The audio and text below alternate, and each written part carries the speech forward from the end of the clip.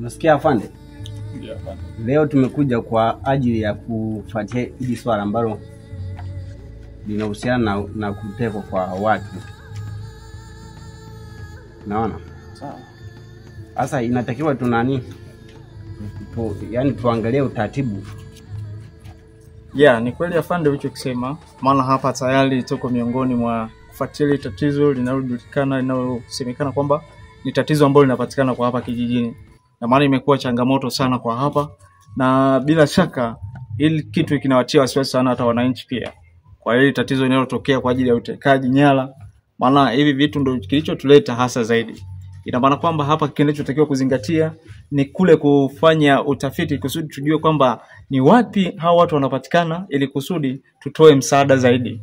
Au afande unasemaje kwa hili swala? Uko sahihi afande. Tufanye hivyo. Sawa. Inatakiwa tuende tumevaa kiraia, yani wasiweze kututambua kirahisi sana kwamba hawa ni watu gani. Hivyo uvaa, yani tusionekane kama sisi ni maaskari. Isiwe rahisi kutambua kwamba hawa ni wakina nani, wakawa na tuchenga. Sawa. Naona ili swala linatakiwa upelelezi uanze mapema ipatavyo kulingana na mambo yanayoendelea, maana tuna mambo mengi ya kufanya. Kwa hiyo sasa hivi inatakiwa upelelezi uanzishwe kama ulivyosema, tunavaa kiraia ili kusudi tunajichanganya mitaani kusudi tusionekane kwamba sisi ni maafande. Si ndio mheshimiwa? Kwa hiyo mpaka sasa hivi hapa tulipo naona tusipoteze wakati au tusipoteze muda sana kwa ajili ya kukaa, kwa ajili ya kulijadili swala. Tuangalie kwanza kitu ambacho kiko mbele yetu. Sawa. Ndio, kwa hiyo ndio hivyo. Au afande wewe ulikuwa labda na jingine la kuongezea pale? Mimi sina jingine la kuongezea isipokuwa tu tufanye hivyo kama walivyoongea. Ndio. Tuanze upelelezi kwa sasa hivi ili tusipoteze muda hapo. Ndio sana. Hakuna haja ya upelelezi. Wewe ni nani? Na kwa nini unaongea hivyo? Mimi ni raia mwema. Wewe. Kwa nini unasema hakuna haja ya upelelezi? Wewe sogea hapo kwanza. Sogea. Tuambie. Una uhakika na kusema kwamba hakuna haja ya upelelezi? Piga magoti. Tueleze vizuri huyu. Unajua onekana anafahamu mambo mengi, au na yeye yumo kwenye makundi hayo ya uhalifu. Kijana, kwa nini unaongea kuwa haina haja ya upelelezi na wakati unajua kwamba sisi ndo ni maaskari? Kuna kitu unachokijua? Mimi nafahamu walipo wale jamaa. Nimewashuhudia kwa macho yangu mawili. Haya. Tutakuamini vipi? Kama kuna sehemu unaojua kuwa hao jamaa walipo, basi tuelekeze.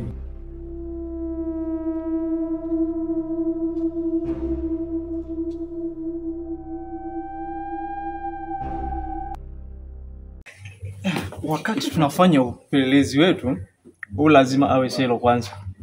Maana hatuwezi kumwamini kwa haraka tu kusudi kumwachia. Hapana. Ina maana inaweza ikatugharimu tena kwa baadaye.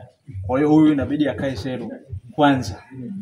Mpaka pale tutakapokamilisha upelelezi wetu ndio atakuwa huru.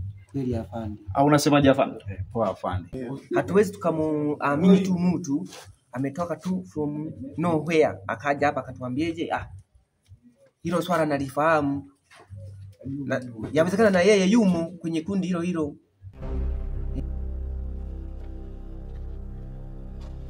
Mimi sina kosa jamani. Utakuaminieje wewe? Mimi nilikuwa nimekuja tu kuwapa taarifa jamani.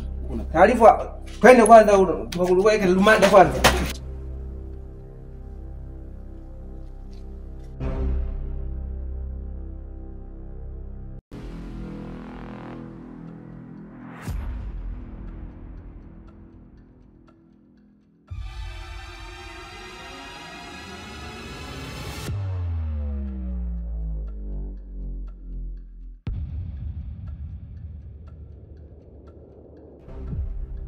Hapa ninachokiona hapa, nizungumze na mkuu ili kusudi aweze kutuongezea kikosi.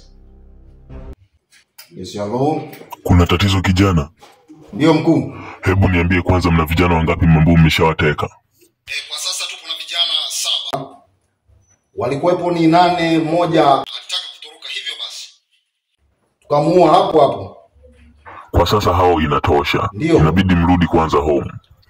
Unachokiomba kwa sasa, tunaomba utuongezee kikosi, maana eneo hili limeshaharibikiwa sana. Okay, poa sasa. Na kutumia vijana sasa hivi. Na hali imeshakuwa chafu hapo mtaani, askari wameshaongezeka. Hivyo tunahitajika kuondoka haraka sana. Ondoa shaka kijana. Vijana wangu wanafika kwenye hilo eneo muda sio mrefu.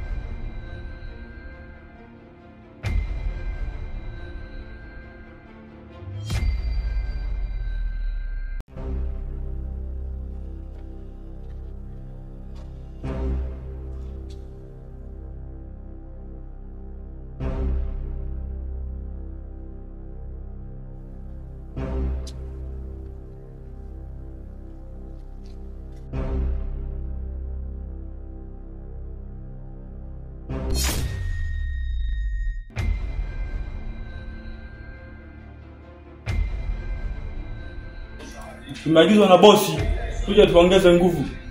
Umesikia umehitaji kondo, sisi unatuona hivi wanne. Ndio. Nina taarifa kamili.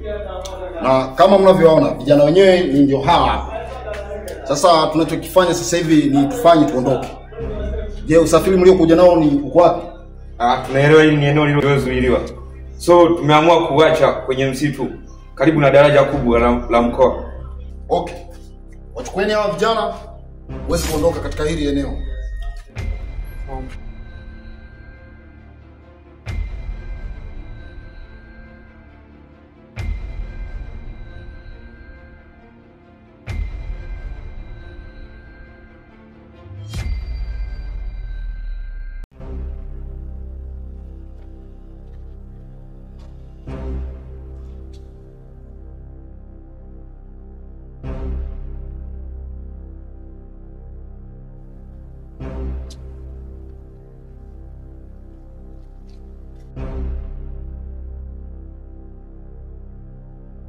You